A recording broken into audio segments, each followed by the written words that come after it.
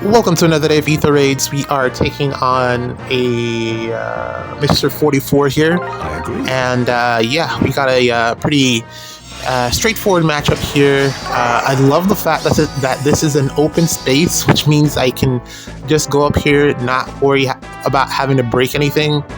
We can just go in, attack, and then back out. I don't think this particular archetype, in terms of map layouts, are going to be too common moving forward, because originally this was really to facilitate Sigurd, and to allow him to do his AoE Gale Force shenanigans. But since he's fallen off, this is a really invested Hector here. Cool. Yeah, since Sigurd, it's +9. Nice. Okay, yeah, so since Sigurd has fallen off just a little bit, I don't think, well, I'm not sure, speculative, in terms of how well this particular map layout will do moving forward, in terms of just having an open space where both offense and defense can maneuver through. I'm looking more at, like, a lot of the defenses that I'm seeing, like, recently have just had obstacles in the way, or just boxed in their entire defense altogether to prevent the opponent from getting to them, and also obstacles in front of that as well to prevent more stuff for the opponent to break. So I don't think this particular archetype is in vogue right now in terms of meta. I don't think it's gonna win you too many favors, but you can only play with what you got. And if you don't have the Camilla, who, by the way, man, that unit is, again, she did 200 damage, 205 damage without a special. It's not effective damage. She has no effective nothing. 205 damage without a special.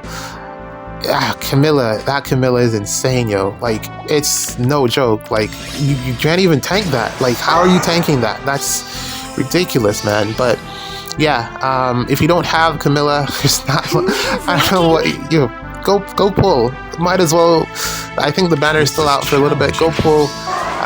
Have some fun while you still can, because they have to nerf that into the ground.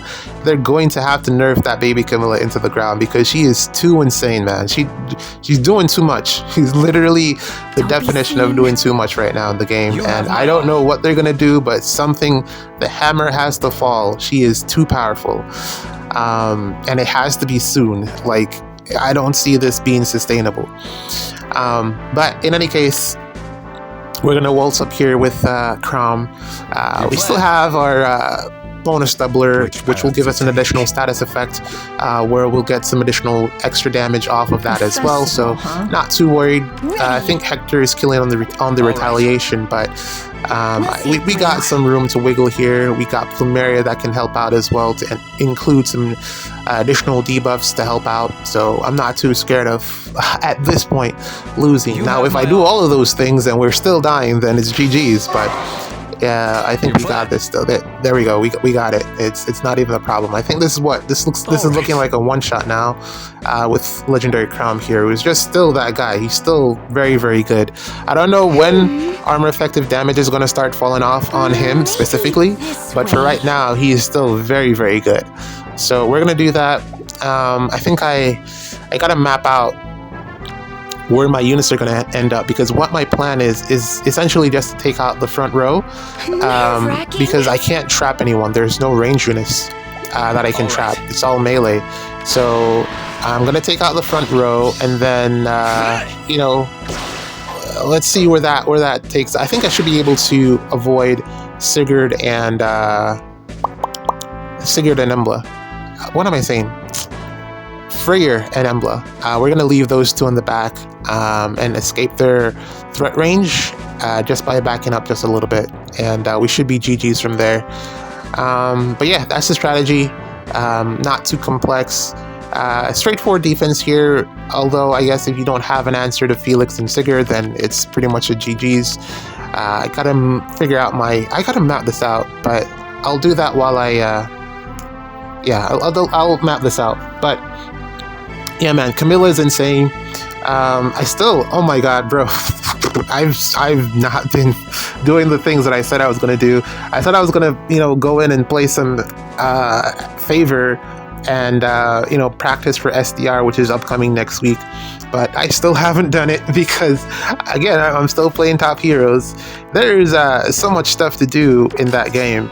It's so complex, but at the same time, it's pretty straightforward. Bigger number wins, pretty much consistently, unless there's like technicalities under the hood, if you can call it that, because there are things that add up to making the number bigger. But there are like technicalities like underneath it that can result to you losing even if you have the bigger number, if it's like close. But typically bigger number wins. That's what it boils down to. So you don't go into matchups worrying about if you're going to win or not.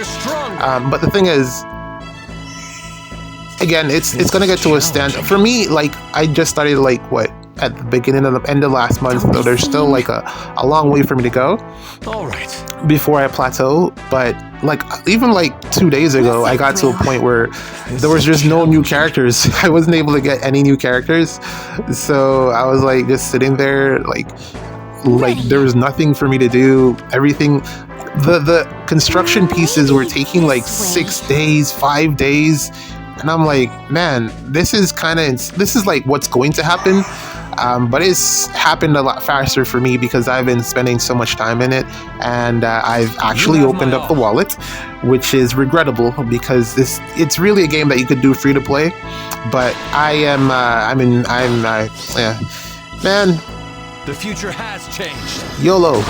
It was a YOLO moment, several of them, and once you break the free to play, there's just no going back. I mean, you could, but really, it's already over. So yeah, I plateaued, but then wallet, and then I was able to get going again with some new characters. It really is dependent on your characters, getting new characters in this game. Some of them, I mean, there's obvious increases in terms of the power once you get the new characters, but it's not that the old characters are just like genuinely bad. If you invest into them enough, they can continue to compete for a bit. But the new characters are like, the art is just better, and then the designs are better, and then they just do stuff that looks cooler. So it's is it worth it? Maybe no, but I don't really do anything else for fun, so let me have this. But yeah, that's really where all my time has gone. So I've been trying to partner that. I'm watching Pinky Blinders on Netflix. It's whatever. I saw the ads for it and stuff, and I thought it would have been a lot better than I mean, I'm only on season 3, but the first couple episodes, were decent, and then they took one of the characters in a really weird direction. One of the female characters in a really weird direction. The aunt, the lady that you get introduced first. I didn't like the direction that they've taken her in thus far. I'm only 3 seasons in. I don't know. I think it's like 6. But thus far, I just haven't been happy with some of the directorial choices there. But it was obviously done to introduce some new characters. It looks like some people left after the first season, so there were some gaps that were probably needing to be rewritten in the story, just to facilitate adding new people in. So that wasn't done very well in terms of, it's obvious for me. But I am not watching. I'm gonna finish it because I started. That's typically how I do things, which is why I don't start shows that I think are gonna suck, because I know I'm gonna spend all of my time watching it, and I'm gonna feel horrible at the end that I've wasted all of my time. So yeah, that's what I'm doing to partner with playing Top Heroes, because they can't really do anything else, because it's a really visual game and it's not like hands off. You gotta press the screen, you gotta touch the screen to get them to move. So yeah, just so that I'm not like completely sinking all of my time into nothing. But that's a whole separate topic. GG's, see you in the next one. Welcome to another day of Ether Raids. We have a match against a Formortis team here. Winter Formortis says that. This one is Shield Fighter, so I didn't want to take the chance of using the Crom team. This is the one of the few situations where the Alm team would have probably, if I had built it, would have worked out better than the Crom team. But not saying that Crom can't take out this particular build. It's just going to take me a couple of turns to get it done, a couple of actions rather to get it done, and don't really have those with Felix here, so we're just going to play it safe, tank everything in one turn, and call it a day. Got Erica here set up. It's kind of insane that I've been going with Erica instead of allowing Malice to do some of the work in these situations. I don't know why I've been preferring leaning towards Erica, attuned Erica, when Malice can do a pretty similar job and I have the team set up. I don't know. Maybe because Fjorm is on that team as well. More support on this team. I think that's it, actually. It's because Saline is on this team, and yeah, okay, Saline isn't on the other team. There are way more debuffs here. Maybe I should put Saline on the other team too, but I'll pay them a visit. I don't know. I think I might just scrap that Malice team because I really haven't been using it. It's there because I wanted to use Ascended Fjorm a bit more. And also Malice is fun, but I really just haven't been using it at all. So I might end up scrapping it for something else a little bit down the road, but we'll see what happens there. I mean, so far it's been okay. As it relates for the Mythic, it's Friday. I think we'll get the banner on Saturday or Sunday, so looking at it, it's looking like it's probably going to be Astra. I mean, I don't think Dark is in line to get anything, and they've already given us the Light Mythic, so the Light and Anima, so I guess Astra is the next one up, and looking at the fact that it's Ather in there, it's probably going to be a counterpart for Astra, so it makes sense, which means Astra season will be easier. Well, there you go. I guess not the worst thing in the world, but let's see what that Mythic does, what they offer in terms of if it's just another rune, just another nuke that doesn't really do too much aside from give you the circle. Let's see what the unit does, and then, you know, take it from there. Hopefully it can be helpful with Gale Force, because that's like one of the main strategies I run in Astra season. Melee Gale Force, I really like to do that there. If not, it's going to be a struggle to fit in another range unit on melee Gale Force teams. But let's see what it boils down to, and you know, just a couple more days. What I do to pass the time is well, in the past I would just go to sleep. That passes time real quick, but I don't get a lot of sleep these days, so I'll be awake and waiting, which sucks. the minutes move way slower when you're just sitting staring at the clock, so yeah. Erica doing her job. I think I actually prefer the Marth ring over the Erica ring. Okay, I think I prefer